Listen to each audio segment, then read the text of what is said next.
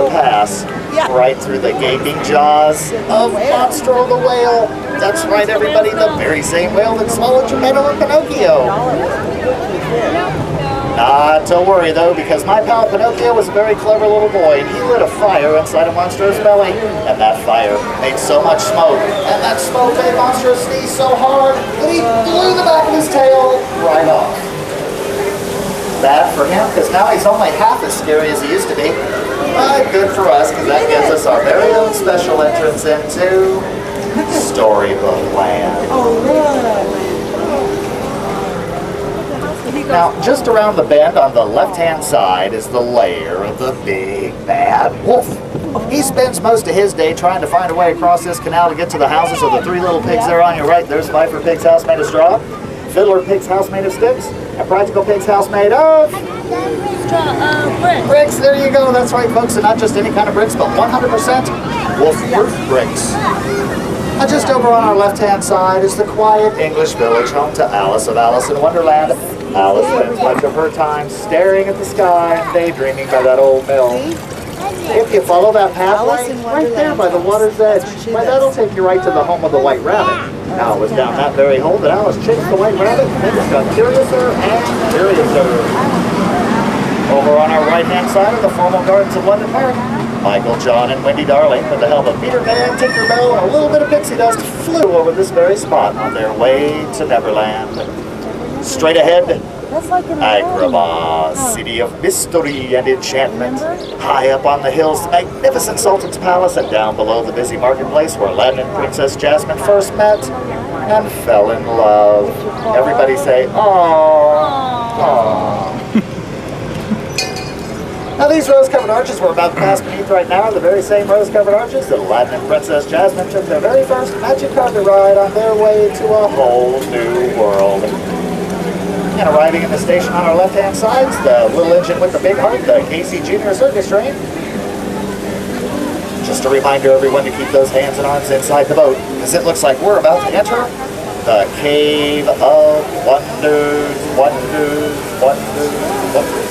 They say everything in this cave is enchanted, including a magic lamp complete with its very own genie. However, if you guys see a lamp in here, please don't touch it, because you just never know what might be inside.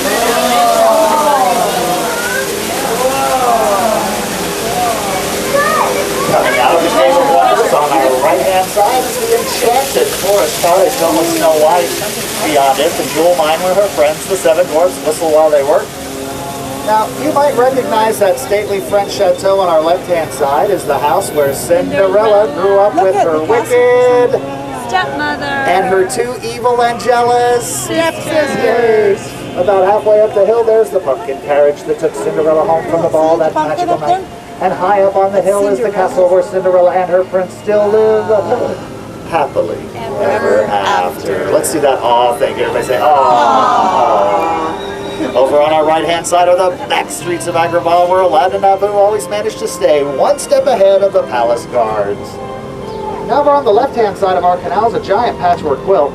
The giant patchwork quilt was inspired by the Disney classical Lullaby Land, is comprised entirely of over 50 different types of desert blooms, all held together with that giant white cross-stitching. Just in case you've been wondering, Mike, are all the trees in Storybook Land real? Well, the answer is yes, all of the trees in Storybook Land are real and have been miniaturized by a process involving pixie dust and known only to Tinker Bell. This pixie dust process allows these trees to grow no more than 1 inch per year. And incidentally, these trees are amongst Fantasyland's oldest residents. Some of the trees in London Park are over 100 years old. I just passed the bridge, and on the left-hand side at the base of that tree is the modest home of Mr. Mole. Mr. Mole is best friends with the not-so-modest Mr. Toad, who lives right next door in Toad Hall. Ratty the caretaker keeps pretty busy trying to keep all 9 of his chimneys clean. Also on our left-hand side are 3 Dutch windmills inspired by the Academy Award-winning Silly Symphony, The Old Mill. The one in the center is the one that the local animals took refuge in during a terrible winter storm. And straight ahead, nestled beneath those snow-capped peaks, is the Alpine Village home to Geppetto and Pinocchio. Look, there's Geppetto's wood carving shop right there by the water's edge. It was in that very wood carving shop that Geppetto once wished upon a star, and with the help of the Blue Fairy and Jiminy Cricket, his little wooden puppet became a real live boy. Listen carefully, you can hear Sebastian serenading Ariel and Prince Eric. And Anchored in the bay on our right-hand side is Prince Eric's ship. Above it, the palace where he and Ariel still live today. Below the sandy beach where Ariel took her first steps on dry land.